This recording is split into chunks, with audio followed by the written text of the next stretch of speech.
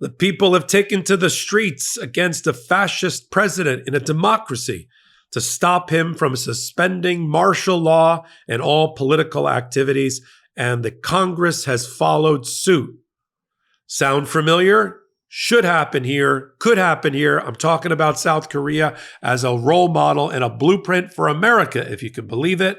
I'm Michael Popok. You're on Legal AF, the YouTube channel. Take a minute, hit the blue subscribe button, and keep us on the air. I'm sitting at the intersection of law, politics, and foreign relations and martial law. Let's return to South Korea, a democracy where an unpopular president named Yoon Suk Yeol has decided that he's going to be a strong man, maybe following in the footsteps of Donald Trump, and suspend all political activity, try to take control of the media. Sound familiar so far? If I'm Donald Trump's advisors, and they're not doing this, I would be advising him to watch the news footage of the people pouring into the streets of South Korea in order to make the martial law decision more painful for the president and make him revoke it. Let's roll a clip of that video here.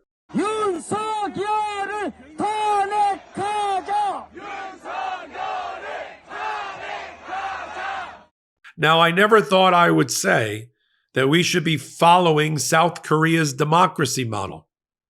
But there are a series of laws that Donald Trump has fallen in love with. Laws on the books that give him and Congress, or Congress and he, tremendous power if there is an insurrection or a rebellion or a war going on. And Donald Trump has let it be known that he will use these powers against Americans on domestic soil if he has to. In fact, I think he's itching to do that. And we need to talk about what we do in response, a la South or South Korea, to voice our vehement objection and to roll back these kind of decisions. So if Donald Trump tries to suspend martial law and the Constitution, tries to suspend the writ of habeas corpus, giving you the right to see a federal judge if you've been accused of a crime as opposed to being held in a dark, dank cell, or if he tries to invoke the Insurrection Act to suppress First Amendment freedom of expression on the streets of America against his enemies or otherwise, or he tries to use the Alien Enemies Act or the Alien Sedition Act or any other aspect of his quote-unquote war powers when it's not a war, we need to be ready to respond and fight back. And South Korea is leading the way. I never thought I would say we are leading from behind as a democracy. We're supposed to be the leaders of the free world, the shining beacon, the Statue of Liberty lamp. Instead, I got to talk about South Korea is our model. And if Donald Trump is watching the footage of South Korea, which led to people in the street, the Congress there voting against the president, and him having to double back and retract and rescind his order, suspending martial law, this should give him pause about trying to do it here in America, a much larger country where people are naturally motivated to do political activism and in the streets. Where does the American president's powers to do these types of things, like suspend, invoke martial law or suspend the Constitution, where does it even come from? Well, it's a combination of laws on the books passed by Congress, generally in the 1800s, combined with actual language from the U.S. Constitution, and then the interpretation of federal courts and the Supreme Court about those powers. I mean, look, Abraham Lincoln, as great as he was, famously once said that the powers that he was exercising at the time of the Civil War were not written into the Constitution. He gave it to himself, and then the courts supported it in his interpretation of the language of the Constitution. But, he was a little bit rogue himself. And you could see Donald Trump saying, well, just like Abraham Lincoln. I can just hear the phrase resounding in my ears right now. Let's start with the powers, then we'll get back to South Korea. Article 2, Section 2 of the Constitution creates the commander-in-chief. It's generally been seen as a wartime power. In fact, if Donald Trump tries to use it on less than a war declaration that has to come from the Congress, he has some lead up to the war powers as commander-in-chief, then he should meet tremendous resistance, even from this right-wing MAGA United States Supreme Court. Article 1, Section 9, Clause 2 of the Constitution says that at the time of rebellion or invasion, Congress, but not the president, may suspend the writs of habeas corpus, which is your constitutional right to get before a federal judge if you've been accused of a crime. But that's only Congress. Presidents have tried to do it, like Lincoln. And that's where the courts will roll it back. It may happen for a time until it can be adjudicated, but they'll roll it back saying, well, Congress hasn't declared that, and you're not allowed to do that either. When there's no war going on, the federal courts and the Supreme Court historically have been very miserly about what powers the president can use, especially on domestic soil. If there's a war going on, we got different. Then it's a more robust set of powers. Then you have a series of laws passed by Congress on the books, which empowers the president or others to do a lot of things. You have the Insurrection Act, which is at 10 United States Code 251. That allows you to suppress an insurrection. And all these terms, suppress, insurrection, rebellion, invasion, none of them are defined. They're all defined by case law, by judges, on the fly. They're not in the actual text of the Constitution. You don't read the Constitution. If anybody's seen it, like hanging, in the behind the glass in Washington, D.C., doesn't say footnote, see the attached Exhibit A, for definitions. No definitions. That's both the beauty and the horror of what the framers of the Constitution gave to us. So you have the Insurrection Act. You've got the National Emergencies Act, which is 50 United States Code 1601. Which allows the president to declare emergencies, national emergencies, usually in time of war, invasion, insurrection, that type of thing, and have tremendous powers related to that. And then you've also got the Alien Sedition Act, the Alien Insurrection Act. Now, all of these laws, interpreted by the United States Supreme Court ultimately, were basically, how do I put this, hidden from Donald Trump in his first term. Literally, there's reporting that people that were his top advisors refused to brief him and didn't brief him about his war powers and these other powers for fear that he would use them. I assure you now, he's been fully briefed. You can see him on the campaign trail.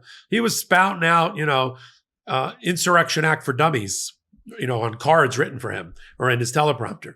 I'm going to invoke Alien Enemies Act to take care of the border crisis or the 11 million undocumented, or I'm going to use this act or that.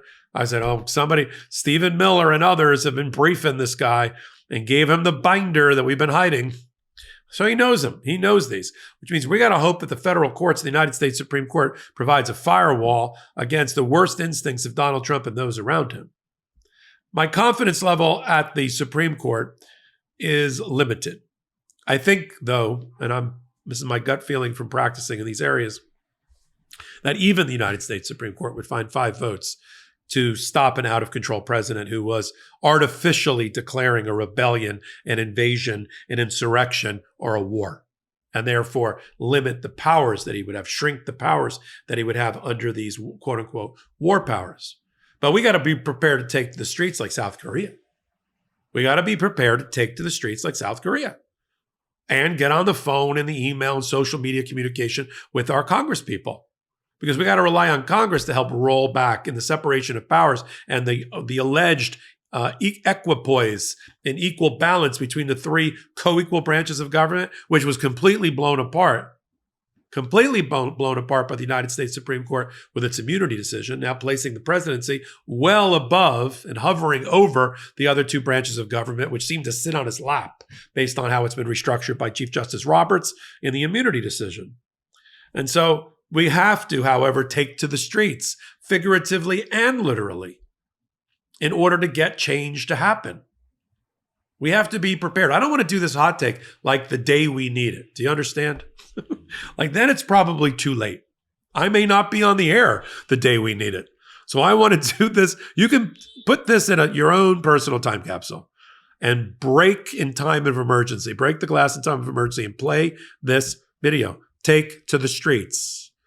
Get your Congress people and the Democrats will have to slow down through all procedural methods and mechanisms in the Congress, slow down the business of Congress unless they agree to rein in Donald Trump's worst instincts and his invocation of all of these laws.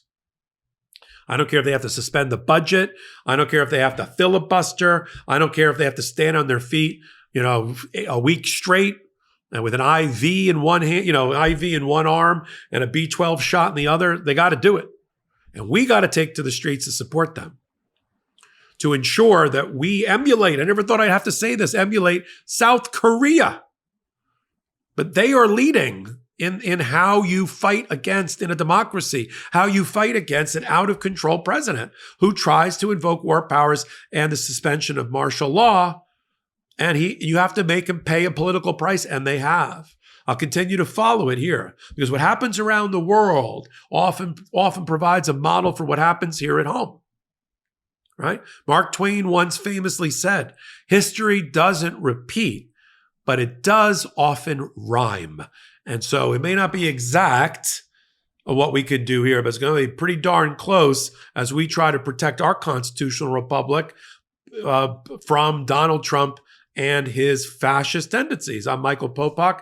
You're on Legal AF, the YouTube channel. You knew that. You're here already. Hit the blue button, free subscribe, and I'll be back on All Things Legal AF. Here's an announcement. Every Tuesday at 8 p.m. Eastern Time, live recording of Michael Popok, or what we call Popok Live on Midas Touch Network. Popok Live at the intersection of law and politics. So until my next contribution of Legal AF, all things, I'm Michael Popok reporting.